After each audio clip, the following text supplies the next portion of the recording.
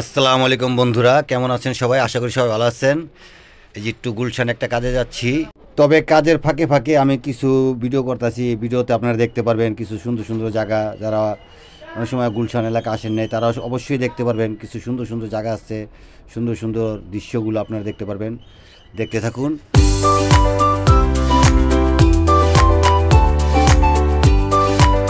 অবশেষে duty officer বললো আর যাওয়া যাবে না, রিক্সাওয়ালা ভাইকে থামতে বললাম, কিছু করার নেই, আমরা হেঁটে হেঁটে চলে যাব।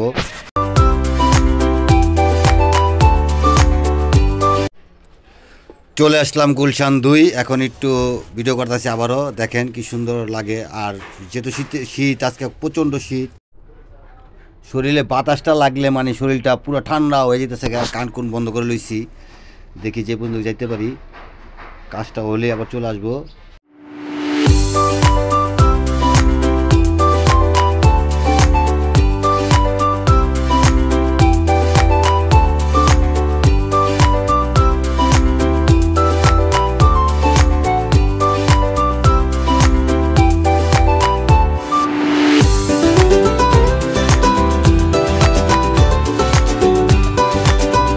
এটা হচ্ছে গুলশান 2 কাঁচা বাজার। এই যে কাঁচা বাজারের ভিতরে ঢুকছি। এই বাজারে কিন্তু আপনি সব কিছুই পাইবেন, কারণ এটা ভিআইপি বাজার এবং এখানে সব শিল্পপতির বসবাস। এখন সবাই এখানে ধনীরাই বসবাস করে বেশিরভাগ।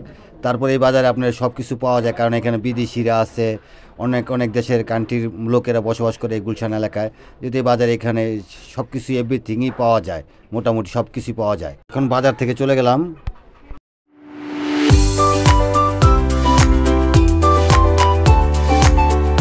এটা হচ্ছে গুলশান জিলপার।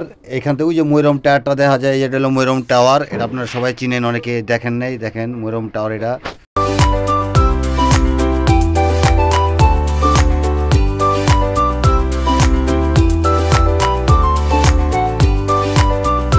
আমি জুম করে এখন টাওয়ারটা একটু দেখার চেষ্টা করতেছি। জুম করে দেখছেন টাওয়ারটা অনেক দূরে, তো আমি আছি ব্রিজের উপরে, আর দুই সাইডেই মনে করেন ঝিল।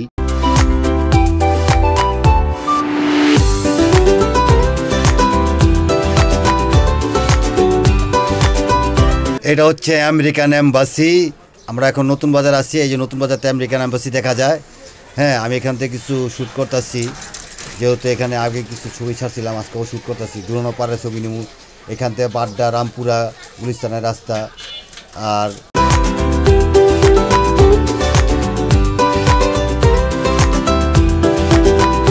এদিক দিয়ে যেতে পারবেন নদ্দা, বসুন্ধরা, বিশ্ব রোড, এয়ারপোর্টের রাস্তা এটা। অবশ্যই ভিডিওটা যদি ভালো লাগে তো ভিডিওটা অবশ্যই শেয়ার করে দিবেন, অবশ্যই বেশি বেশি লাইক দিবেন এবং কমেন্টস করবেন, এবং ভিডিওটা সুন্দর লাগলে আপনাদের মতামত দিবেন যে আরও সুন্দর সুন্দর ভিডিও করতে পারে, আপনারা সাহস দিবেন।